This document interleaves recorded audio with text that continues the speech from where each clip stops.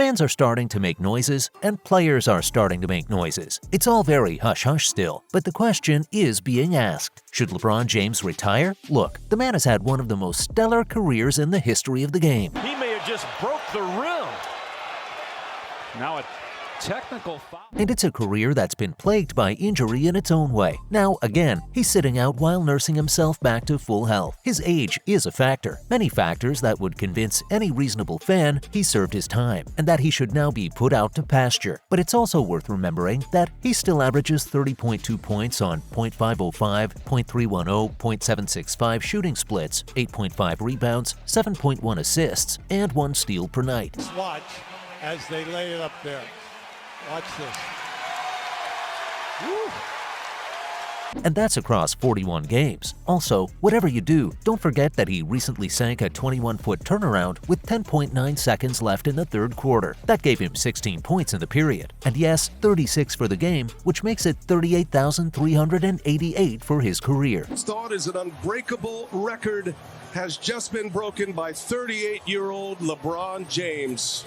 That's more than any other player in NBA history. Still think he should retire? Okay, let's look back at his career injuries first, because he is injury-prone, and that is a factor. LeBron James, similar to the type of play we saw where JaVale McGee did it to Steph Curry early in the season. Throughout his career, he suffered several injuries that could have potentially ended his career, but his resilience is astonishing, and he is absolutely dedicated to recovery. During the 2021 season, LeBron suffered a high ankle sprain that caused him to miss significant time on the court. The injury occurred in March 2021 during a game against the Atlanta Hawks. LeBron was fouled by Solomon Hill. The injury caused LeBron to miss 26 of the Lakers' last 30 regular season games. One of the key components to the Lakers winning a title. LeBron, down he goes, and he grabs his ankle. And it hampered his performance during the playoffs. Then, in December 2018, LeBron suffered a groin strain during a game against the Golden State Warriors. James holding his left leg. And obviously his groin area as well. The injury caused him to miss 17 games. This is the longest stretch of games he's missed in a single season. Despite missing a significant amount of time, LeBron was able to return to the court and finish the season with impressive numbers. LeBron also suffered from back spasms, and this was serious. It happened during the 2014 NBA Finals. Good crossover by James, and on the landing, immediately cramps up.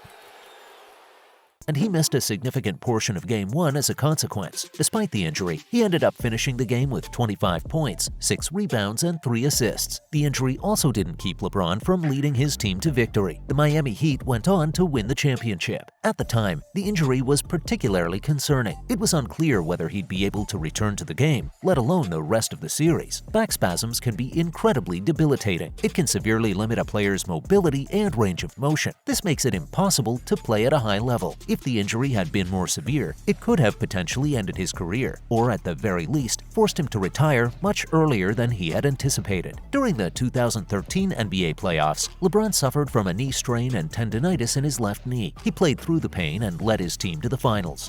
He just took 2 hops and didn't call it.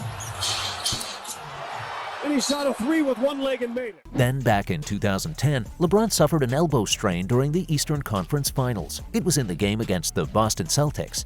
Perkins 10, Rondo 14, Ray Allen 28.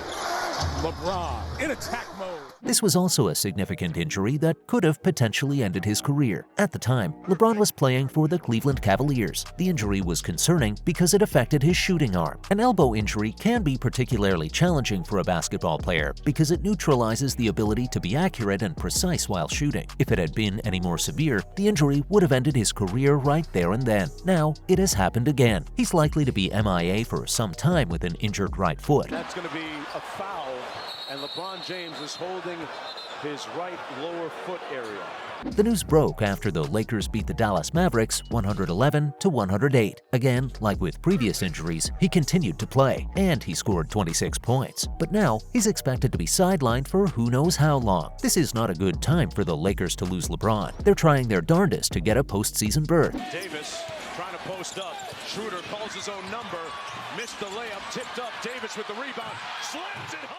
LeBron posted a video of his foot in a cast with the caption, None of this bodes well. He also suffered an injury to his hand in the All-Star game, and this had him sit out after halftime. This is why LeBron will not return. He racked the finger on that block on Siakam. Look at that. The 2022-23 season also saw LeBron come down with various other injuries. There was the knee and groin, remember? James reaching for the ball. You can see him grimace right there and feel that he hurt something. Considering all of this, the injury argument for LeBron's retirement holds water. But before you make up your mind, let's just remind you of who this guy really is. He's won 4 NBA championships throughout his career. There was the one with the Miami Heat in 2012, 3 with the Cleveland Cavaliers in 2016, and then with the Los Angeles Lakers in 2020.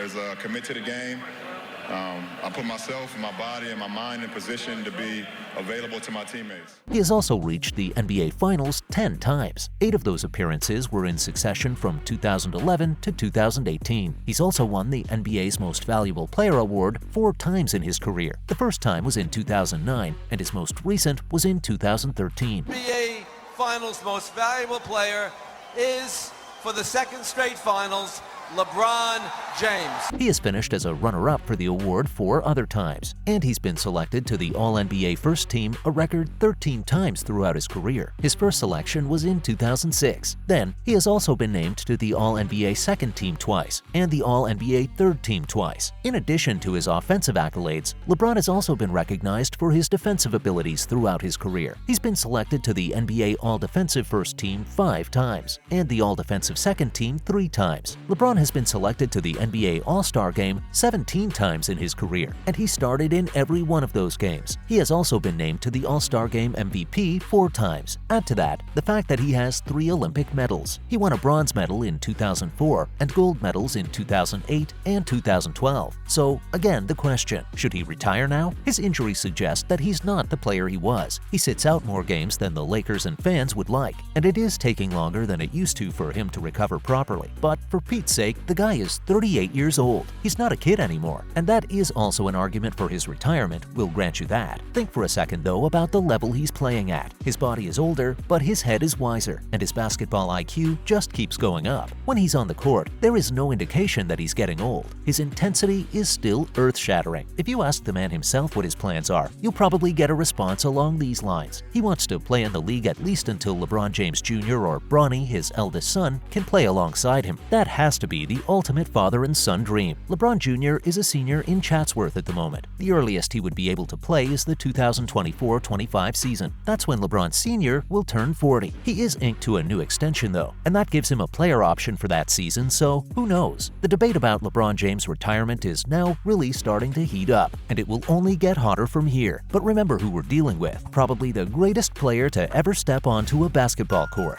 We'll catch you in the next video, folks.